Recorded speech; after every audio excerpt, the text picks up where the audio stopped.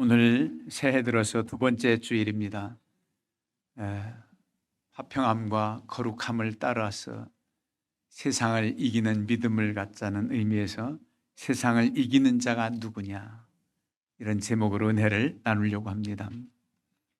세상을 이긴다. 왜 이 아름다운 세상하고 싸운단 말인가? 이 아름다운 세상을 말하는 게 아니라 세상의 악한 것들, 세속적인 것, 또 우리를 미혹하는 모든 악의 세력, 이런 것들을 일컬어서 세상을 대해서 싸운다. 그래서 이겨야 된다, 그러는 겁니다. 불신앙의 요소, 불순종의 요소, 이런 모든 것들을 우리는 영적 싸움의 대상입니다. 그래서 요한일서 2장 15절에는 세상에 있는 모든 것이 육신의 정욕과 안목의 정욕과 이 세상의 자랑이라, 이런 것들은 아버지께로부터 온 게 아니라 세상으로부터 온 것이라는 겁니다.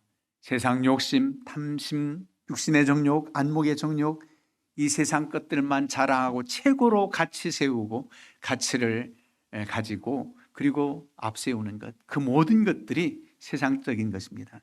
이런 것들을 대항해서 싸워 이겨야 된다는 말입니다. 이 싸움을 어떻게 우리가 이길 수 있단 말입니까? 세상을 이길 수 있는 것은 우리의 믿음이라 그랬어요. 그래서 믿음을 강조하고 믿음의 사람이 되어야 된다는 겁니다. 우리의 믿음은 예수 그리스도를 믿는 믿음입니다. 예수 그리스도를 믿는 믿음으로써 그 안에 영적 생명이 있어 우리 하나님의 영광을 나타내며 살아갈 수 있단 말이에요. 아들이 있는 자는 생명이 있고 아들이 없는 자는 생명이 없다는 겁니다. 그래서 예수 그리스도를 믿음으로 우리가 주님을 영접함으로 우리는 구원받았다고 그러잖아요. 하나님의 자녀가 된 권세로 살아갑니다. 그리고 믿는 것으로만 그치는 게 아니라 믿으면 내 안에 주님이 계시고 내가 주 안에 있는데, 여러분 안에 주님이 계신다는 사실을 더 마음에 간직해야 돼요. 내가 주님 안에 있고 주님이 내 안에 계신다. 내 안에 계신 그리스도. 그래서 이제는 내가 산 것이 아니라 내 안에서 그리스도가 사는 삶이라고 갈라디아서 2장 20절에 사도 바울은 이렇게 고백하고 있습니다. 내가 그리스도와 함께 십자가에 못 박혔나니 그런즉 이제는 내가 사는 것이 아니요 오직 내 안에 계신 그리스도께서 사시는 것이라. 이제 내가 육체 가운데 사는 것은 나를 사랑하사 나를 위하여 자기 자신을 버리신 하나님의 아들을 믿는 믿음 안에서 사는 것이라. 그렇습니다. 그리스도와 함께 십자가에 못 박혔다. 나의 옛사람, 불신앙의 사람은 십자가에 철저히 못 박히고 이제는 다시 사신 부활의 주님과 함께 부활하신 주님이 내 안에서 사시는 거라는 겁니다. 그래서 주의 능력을 힘입어 세상을 이길 수 있지, 주님 없이 우리가 세상을 대해서 이길 수가 없단 말입니다. 이제는 주님이 내 안에 계셔서 주님이 역사하시는 능력 있는 삶을 살아요. 주님이 없을 때는 보잘것없는 열매를 맺을 수가 밖에 없어요. 그래서 로마서 11장의 사도 바울은 젖붙임의 비유를 통해서 이렇게 말씀합니다. 돌감람나무가 참감람나무의 젖붙임을 받아서 참감람나무의 열매를 맺는다는 거예요. 이스라엘 나라에서는 감람나무가 아주 귀하지요. 또 많습니다. 올리브나무라고도 해요. 근데 우리가 쉽게 생각하면 어떻게 젖붙임을 이해합니까? 시골에서 보면은 감나무를 고엽나무에 젖붙여요. 감나무까지 좋은 품종을 젖붙여서 이제는 좋은 열매를 맺습니다.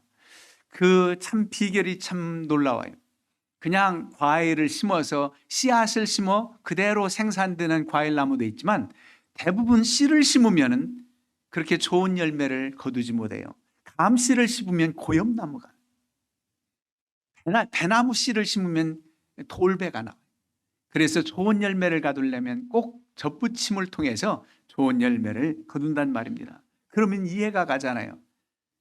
주님이 내 안에 있고 내가 주님 안에 있으면 이렇게 뗄래야 뗄 수 없는 젖붙임 받는 비유를 통해서 이해시키듯 주 안에서 사는 거라는 겁니다. 주님께서 세상을 이기신 것처럼, 악한 사단 마귀 권세 이기시고 죽음까지 이기신 것처럼 우리도 주의 능력을 힘입어 이길 수 있다는 사실입니다. 그래서 세상을 이길 수 있는 믿음은 바로 예수 그리스도를 믿는 믿음으로 사는 것이라는 겁니다. 이렇게 세상을 이기며 살 수 있는 사람은 하나님의 기쁨이 되는 믿음의 사람이 됩니다. 그래서 하나님을 더욱 사랑하게 되고 이웃을 내 몸처럼 사랑하는 사랑의 계명을 지킬 수가 있습니다. 하나님의 사람이 아니고 믿음이 없이는 이런 하나님 사랑도 할 수 없단 말이에요. 가장 큰 계명이 뭡니까? 하나님 사랑하는 계명이잖아요. 마음과 정성, 뜻, 힘 모든 것을 다해서 주 너희 하나님을 사랑하는 것. 이게 첫째 되는 계명이다. 이웃을 내 자신처럼 내 몸처럼 사랑하라. 이게 두 번째 되는 계명이다. 이래서 하나님 사랑, 이웃 사랑이 첫째 되고 또 둘째 되는 이런 계명이라는 겁니다. 이 계명을 우리 힘으로 어떻게 지킬 수가 있겠습니까? 바로 예수 그리스도를 믿는 믿음 안에서 내 안에 사신 주님이 역사하심으로 이렇게 사랑을 실천할 수 있는 능력이 우리에게 있단 말이죠. 사랑의 계명, 주님이 없이는 지킬 수가 없어요. 본문에도 제일 앞서서 사랑을 얼마나 강조합니까? 예수께서 그리스도 되심을 믿는 자마다 하나님께로부터 난 자니 또한 낳으신 이를 사랑하는 자마다 그에게서 난 자를 사랑하느니라. 성부 되신 하나님을 사랑한다면 그에게서 난 자 예수 그리스도를 사랑하게 되고 또 하나님의 자녀를 사랑할 수 있는 사랑의 사람이 된다는 겁니다. 가장 큰 계명이 사랑의 계명이라는 거예요. 근데 이 계명을 우리가 지킬 때 힘들고 어려울 수 있지 않습니까? 그런데 사도 요한은 이렇게 말합니다. 3절에 보면 하나님을 사랑하는 것은 이것이니 우리가 그의 계명들을 지키는 것이라. 이 그의 계명들은 무거운 것이 아니로다. 여러분, 계명이 무거운 게 아니래요. 구약시대에 계명을 지키기가 너무 힘들어서 그저 형식적이고 외식적으로 빠질 수밖에 없어요. 참으로 지킬 수가 없는 인간의 연약함이 있어요. 그런데 놀라운 것은 하나님의 큰 사랑을 깨닫고 그 사랑에 감복하는 사람은 하나님을 사랑할 수 있어요. 그래서 계명을 지킬 수 있단 말입니다. 그의 계명은 사랑의 계명이라고 그랬죠. 하나님을 사랑한다면 죽음도 불사합니다. 아니, 죽는 자리에까지 내어주는 계명 어떻게 쉬울 수 있습니까? 어려운 것이 아니래요. 내 안에 계신 주님께서 이 사랑의 감동이 있기 때문에, 그 은혜를 주셨기 때문에 주님을 위해서 목숨까지도 버릴 수 있는 순교적 사랑까지도 우리에게 허락하시기에 무거운 것이 아니라는 거예요. 어떻게 우리가 감당할 수 있어요? 주님의 사랑의 감목에서. 사랑은 놀라운 능력을 나타내게 됩니다. 사랑은 모든 허물을 덮어주고, 사랑은 진정 내 몸을 불사르게 내어주는 사랑까지 이루게 돼요. 그냥 사랑이 없이 우쭐하는 마음으로 명예 권세 때문에 불사르는 것은 아무것도 아닙니다. 진정 주님을 사랑하고 이웃을 사랑하면서 형제를 위해서 목숨까지 바치는 그런 사랑은 이에서 더 큰 사랑이 없다. 친구를 위해서 목숨을 버리는 사랑, 그런 죽는 자리까지도 지키는 계명, 무거운 것이 아니라는 거예요. 하나님의 은혜로, 하나님의 사랑으로, 믿음이 있기 때문에 그렇게 가능하다는 겁니다. 여러분, 세상을 이기는 사람 누굽니까? 세상은 미워하고 시기하고 질투하고 자신이 더 잘 나가고 자신만 잘 되면 되고자 하는 그런 세상입니다. 근데 사랑의 계명은 어찌 보면은 내가 희생하고 내가 양보하고 내가 죽어지는 그런 믿음의 사람에게 있어서 그 사랑이 숭고하게 열매 맺고 그런 사람이 마침내 승리하게 됩니다. 세상과는 정반대예요. 그래서 내가 사는 것이 아니라 내 안에 주님이 사시는 삶으로 이 사랑의 계명을 지킬 수가 있다는 말입니다. 그리고 세상을 이길 수 있는 것은 어떤 사람이 세상을 이길 수 있다는 말입니까? 하나님 말씀에 순종하며 그를 의지하는 자입니다. 그를 의지하는 믿음이 없이는 하나님의 능력을 나타낼 수가 없어요. 여러분, 우리 교동문 히브리서 11장 믿음장을 우리 교독하지 않았습니까? 그게 믿음장이에요. 히브리서 11장은 믿음의 사람들의 행적이 쭉 나옵니다. 앞서서는 참 큰 믿음의 사람들 얘기가 나오고, 그리고 이루 헤아릴 수 없는 믿음의 사람들이 너무나도 많다는 거예요. 그러면서 히브리서 11장 32절에 보면 내가 무슨 말을 더하리요? 기드온, 바락, 삼손, 입다, 다윗 및 사무엘과 선지자들이 이를 말하면 내게 시간이 부족하리로다. 이 믿음의 사람들을 열거해서 이 믿음의 얘기를 하려면 시간이 부족하다, 지면이 부족하다는 겁니다. 그만큼 믿음의 사람들이 하나님을 믿는 믿음으로 승리하게 됐다는 겁니다. 믿음의 사람들은 자신들의 힘을 의지하지 않습니다. 하나님을 의지하는 믿음에서 이 악한 권세를 이길 수 있는 확신을 갖기 때문입니다. 한없이 연약하고 부족한 사람들이에요. 대단히 잘나서 대단한 사람이라 이렇게 승리의 삶을 살고 승리의 개가를 푸는 사람이 아니란 말이에요. 보잘것없는 사람들이에요. 기드온 같은 사람 얼마나 의심이 많습니까? 하나님께서 표적을 보여줬으면 됐지 또 한 번 보여달라고 하는 그런 나약한 사람이었습니다. 그런데 그를 변화시켜 큰 용사요, 그렇게 부르잖아요. 큰 용사라는 거예요. 기드온이 그렇게 연약한데 하나님은 큰 용사로 믿음을 심어주시고 그로 하여금 300명밖에 되지 않지만은 미디안 대적들을 물리치게 합니다. 300용사 그러잖아요. 하나님이 그와 함께 하심으로 가능했단 말이에요. 많은 사람들이 대단해서가 아닙니다.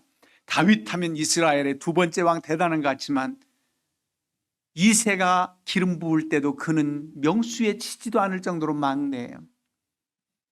아들 7을 다 지나가게 한 다음에 아들 더 없느냐? 예, 지금 양치고 있는 막내가 있습니다. 그를 데려와라. 하나님께서 사무엘 선지자에게 말씀을 주신데 그게 그 다윗이 바로 기름 부음 받을 사람이라. 여러분, 사람의 생각으로 인간의 잣대로 그렇지 않습니다. 하나님을 의지하는 믿음의 사람 하나님께서 들어서 주신단 말이에요. 많은 믿음의 사람들 얘기가 쭉 나옵니다. 불의 세력을 멸한 사드락, 메삭, 아벳느고 얘기가 나오는가 하면 어떤 사람들은 돌에 의해서 침을 받고 톱으로 켜는 순교까지도 불사했다는 겁니다. 스데반 집사라든가 이사야 선지자는 톱으로 켜는 순교를 당했다고 그러잖아요. 얼마나 많은 학대를 받아도 이들은 믿음을 지키고 하나님의 뜻을 이행한 사람들입니다. 이 믿음의 사람들을 일컬어 히브리서 11장 38절을 이런 사람은 세상이 감당하지 못하느니라 그러세요. 이런 사람은 세상이 감당하지 못하느니라. 세상이 당해낼 수가 없는 사람들이라는 거예요. 세상이 그 믿음의 사람들을 이길 수 없는 사람들이라는 겁니다. 반대로 이들은 세상을 이긴 믿음의 사람들이라는 겁니다. 더욱 하나님을 의지하는 믿음으로 하나님의 권능을 힘입어서 주의 뜻을 행했던 사람들입니다. 하나님께서 쓰실 때 그렇게 연약한 자를 들어서 강한 자를 부끄럽게 하시려고 세상에 하나님 없이 지혜롭다고 뽐내는 사람을 위해서 세상에 미련한 것들을 택해서 지혜롭다 하는 사람들을 부끄럽게 하시려고 불렀다는 겁니다. 우리도 마찬가지입니다. 하나님께서 우리를 세워서 하나님의 일꾼으로 삼으시고 자녀로 삼아주신 것, 우리가 연약하지만 하나님을 의지하는 믿음 때문에 이렇게 붙들림받아 쓰임받는 것입니다. 우리 스스로의 어떤 능력이 있어서 하나님의 일꾼 되는 게 아니란 말이에요. 주님께서도 제자 삼으실 때 얼마든지 12명의 제자의 출신 성분보다 훨씬 더 잘난 사람들을 뽑을서 세울 수도 있습니다. 하나님의 권능으로 나를 따르라 하면 주님을 따를 제자들이 얼마나든지 많아요. 그런데 자신의 어떤 과거, 자신의 잘 나가는 것을 자랑하지 못하게 하시려고 어부들을 택하시고 세리를 택하시고 아무것도 아닌 그런 제자 12명을 택해서 주의 능력 있는 제자들로 삼으셨습니다.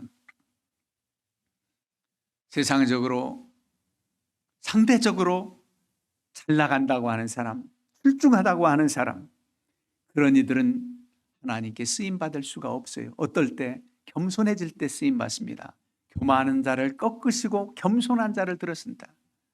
여러분, 이집트에서 이스라엘 백성들이 종노릇하고 신음할 때에 그렇게 몇 년 동안만 고생한 게 아니고 수백 년을 고생합니다. 요셉이 살아있는 동안에는 잘 지냈어요. 그러나 요셉 이후에 이스라엘 백성들은 노예로 살아가는 세월이 길어요. 마침내 모세가 태어났지 않습니까? 모세가 태어났으면 태어나자마자 청년 시기에 들어서 얼마든지 쓰실 수도 있는데 40세 때 쓰지 않습니다. 궁궐에서 문무를 겸비한 지혜와 능력 있는 모세예요. 그런데 그때 쓰지 않고 자신의 나약함을 미디안 광야에서 범인으로 살아가는 평민 모세를 들어서 80세서야 쓰입니다. 조금만 더 앞당겼으면 40년이라도 덜 압제받았을 텐데 그렇게 이해되지 않습니까?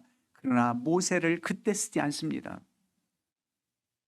자신의 의지, 자신의 지혜, 자신의 자랑 다 내려놓고 40년 초야에 양을 치면서 그가 원래 그러진 않았는데 얼마나 출중한 궁궐에서 자라려면 웅변술, 능한 능력, 무술 다 익힌 사람. 그런데 어찌 나는 말을 못하는 사람입니다. 그렇게 말합니까? 약해졌어요. 연약해졌어요. 그럴 때 하나님께서 내가 너와 함께함이라 그러면서 그때 쓰임받지 않습니까? 여러분, 세상에서 연약한 우리를 택해서 하나님의 도구로 쓰임받는 것은 너무나도 감사한 일입니다. 우리를 통해서 하나님의 영광을 나타내시고자 하는 뜻이 있단 말이에요. 그래서 우리는 더 겸손히 하나님의 도우심을 구하고 하나님의 은혜를 구해야 됩니다.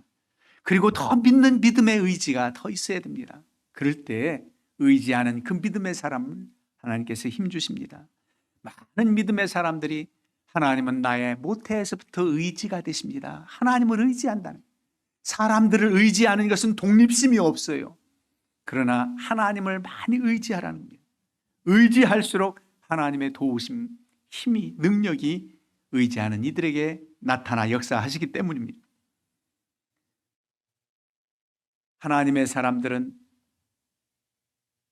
어려서나 중년에 있거나 노년에 있거나 한결같이 하나님을 의지해서 하나님이 함께 하시는 능력으로 살아가는 겁니다. 노년의 때에도 하나님이 함께 하십니다. 그래서 이사야 46장 4절에는 너희가 노년에 이르기까지 내가 그리하겠고 백발이 되기까지 내가 너희를 품을 것이라. 내가 너를 지었은즉 내가 업을 것이요 내 품에 안고 구하여 내리라. 품에 안는다. 하나님께서 노년에도 업어주신다는 거예요. 내가 너를 지었다는 겁니다. 하나님을 의지하는 노년 시기에도 함께 하신다는 겁니다. 하나님 없이 사는 사람들은 노년의 시대에 어떤 때 다 모두가 약해지잖아요. 과거에 화려했던 그런 것들을 자랑하고 과거의 사진을 자랑하고 과거에 집착해서 살아갑니다. 그러나 하나님의 사람들은 항상 하나님의 소망을 바라보면서 하나님께서 우리에게 펼치신 청사진을 바라보게 됩니다. 세상을 바라보지 않아요. 하나님을 바라봅니다. 과거에 집착하지 않아요. 소망 되신 하나님을 바라보며 소망 중에 꿈을 꾸며 살아가는 것이 바로 믿음의 사람들입니다. 그래서 하나님을 의지하는 것은 바로 하나님의 은혜와 복을 받는 비결이 되는 것입니다. 믿는 사람들이 왜 장수가 복인지 아십니까? 우리도 똑같이 쇠약해져요. 나약해져요. 그렇지만 약할 때마다 어찌 보면 더 하나님을 의지하게 됩니다. 그래서 은혜와 복이 더 임하는 거예요. 약해지니까 어쩔 수 없어서라도 더 의지하지 않습니까? 내가 힘 있을 때는 하나님을 잊어버리고 혈기방자해서 실수할 때도 많고 내 자랑, 내 생각 앞세울 때도 많지만 나는 어린아이와 같습니다. 아무것도 할 수 없습니다. 그러면서 주님을 의지할 때 노년에도 내가 너를 없는다는 거예요. 그런 은혜로 살아가니 우리에게 복이라는 겁니다. 세상을 이길 수 있는 믿음은 하나님의 말씀으로 충만해야 됩니다. 여러 가지 우리를 실망케 하고 우리를 불안케 하는 환난의 소문과 또 역경, 고난 이런 여러 가지가 얼마나 많습니까? 그러나 그 약속의 말씀을 붙잡고 우리는 살아갑니다. 아브라함을 부르신 하나님, 젊은 나이에 부른 게 아니에요. 한 75세에 불렀다면 남방으로 그저 말씀 순종하면서 이제 가나안 땅에 이르렀지요. 그때 하나님께서 말씀을 주십니다. 아브라함이 이르시되 너는 너의 고향과 친척과 아버지 집을 떠나서 내가 내게 보여줄 땅으로 가라. 내가 너로 큰 민족을 이루고 내게 복을 주어 내 이름을 창대하게 하리. 너는 복이 될지라. 너를 축복하는 자에게는 내가 복을 내리고 너를 저주하는 자에게는 저주하리니 땅의 모든 족속이 너로 말미암아 복을 얻을 것이라. 믿음의 조상이 되게 하겠다는 겁니다. 큰 민족을 이루게 했다는. 그런데 지금 자식이 있습니까? 없어요. 75세 때 이 말씀을 받았는데도 자그마치 25년이나 지난 100세 돼서야 아들 이삭을 주시지 않습니까? 그래도 이 말씀을 붙잡고 믿음으로 달려갔던 아브라함입니다. 어떤 형편에 처하든지 절망과 좌절에 빠지지 않아요. 실패하고 낙담, 고통이 있을 때 사람들은 낙심하고 그냥 절망에 이르고 때로는 자신을 죽게 하는 그런 자리에까지 이르게 합니다. 그러나 믿음의 사람들에게는 주님께서 주신 말씀을 붙잡고 나갑니다.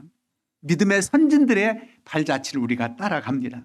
그래서 믿음의 조상을 따라 믿음의 기업이 우리 모두에게도 주어졌다는 사실을 믿고 낙심하지 않는다는 겁니다. 현재의 고난 때문에 두려워하지 않는다는 겁니다. 소망을 가지고 살아간다는 겁니다. 고난이 오히려 유익이라 하나님의 뜻이 있다고 믿음으로 생각하는 겁니다. 올해도 이렇게 믿음으로 출발했고 여러분 은혜 가운데 출발했지만 앞으로 어떤 어려움도 닥칠지 몰라요. 그러나 그 모든 것도 주 안에서는 문제가 되지 않습니다. 고난의 때, 실패의 때, 역경을 만날 때 그것 때문에 우리가 실패하고 좌절하고 죽음의 자리에 떨어지는 게 아니라 그 고난 때문에 우리가 하나님의 영광을 보고 하나님께서 역사하시는 능력을 전화 의복되는 모든 것 합력하여 선을 이루고 복이 되게 하시는 그 하나님의 영광을 볼 수 있는 계기가 됩니다. 그래서 고난을 재료로 삼으신다는 거예요. 고난을 도구로 삼아서 하나님의 영광을 위해서 쓰임받게 한단 말입니다. 그래서 낙심하지 말라는 거예요. 여러분 요셉 한번 생각해 보세요. 요셉이 하나님께서 그를 어디 가든지 함께 하셨는데 항상 함께 하신다면 평탄케 하고 어려움이 없어야 되는데 왜 그런 어려움을 당합니까? 형들에게 팔려갔어요. 애굽 나라 보디발 그 집에 가서 종노릇 하는데 거기서도 하나님이 함께 하셨지요. 그런데 어려움은 있습니다. 보디발 장군의 아내에 누명을 써서 거짓 때문에 그는 감옥에 갇히게 되지요. 감옥에 갇혀 만약 감옥에 갇히지 않았다면 술 맡은 관원장을 만날 수 있었겠습니까? 술 맡은 관원장의 꿈을 멋지게 해석해주고 바로 해석해주고 그 다음 술 맡은 관원장이 감옥 속에 함께 있던 요셉을 기억해서 그 나라 파라오 왕의 꿈을 해몽할 자가 없을 때 요셉이 생각나 요셉을 들어서 바로 왕의 꿈을 해몽하게 하고 이집트 나라의 총리 대신이 되게 하신 것은 그런 고난의 때가 있었기 때문에 가능하지 않습니까? 감옥이 없이 그런 누명 쓰지 않았다면 요셉을 그렇게 총리 대신까지 그런 자리에 오를 수가 없도록 하나님께서는 하시고자 하면 얼마든지 하시지만은 그런 방법을 통해서 오히려 고난을 재료 삼으라 우리에게 교훈 주시는 겁니다. 우리에게도 이런 하나님의 은혜가 있단 말입니다. 그래서 고난은 절망에 이르지 않고 하나님의 영광을 보는 도구요 재료로 삼는다 잊지 마시길 바랍니다. 마침내 승리케 할 겁니다. 이 세상을 이기는 믿음 우리 목양 성도님들 한 해도 승리하시고 주의 영광을 나타내며 사시기를 주님의 이름으로 축원합니다.